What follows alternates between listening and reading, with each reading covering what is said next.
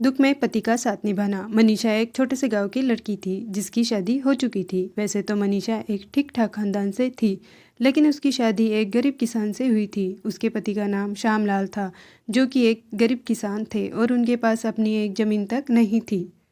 ऐसे में दोनों का जीवन बड़ा ही कष्ट में गुजरता था। एक दिन मनीषा को किसी वजह से अपने मायके जाना पड़ा और वो अपने पति से इजाज़त लेकर चली गई। उसके मायके में 2 दिन ही हुए थे कि उसके ससुराल से एक बुरी खबर उस तक पहुंची। घटना कुछ ऐसी थी कि इसके पति का घर किसी एक हादसे में पूरी तरह से जल चुका था और उसमें श्यामलाल को भी चोट आई थी। अब श्यामलाल के पास रहने के लिए कोई भी जगह नहीं थी। मनीषा तुरंत अपने मायके वालों को ये बात बताई और अपने पति से मिलने के लिए निकल पड़ी। मायके वालों ने उसे रोकने की बहुत कोशिश की, लेकिन मनीषा ने कहा कि सुख दुख में साथ निभाना ही पति पत्नी का फ़र्ज़ होता है और मेरे पति को भी इसमें चोट लगी है, मेरा जाना भी बहुत ज़रूरी है। इतना सुनकर मायके वालों को रोना आ गया और उन्होंने मनीषा को आशीर्वाद दिया और अपने पति का साथ कभी न छोड़ने का उपदेश भी दिया।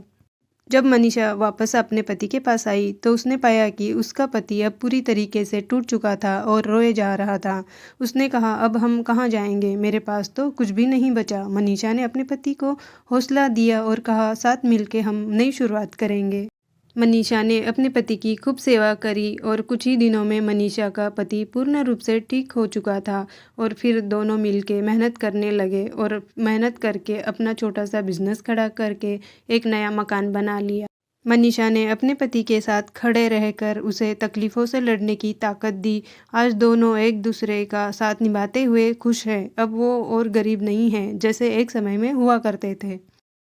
इस कहानी से ये सीख मिलती है कि कभी भी अगर अपने ज़िंदगी में समस्या आए तो उससे डरना नहीं चाहिए। उसे साथ मिलकर हल करिए, हल करके उसे ख़त्म करने की पूरी कोशिश करिए। मेरी स्टोरी अगर आपको अच्छी लगे तो प्लीज़ मेरे स्टोरी को लाइक करिएगा, ज़्यादा से ज़्यादा शेयर करिएगा और मेरे चैनल पर नए हो तो प्लीज़ मेरे चैनल को सब्सक्राइब ज़रूर करिएगा friends. Thank you so much.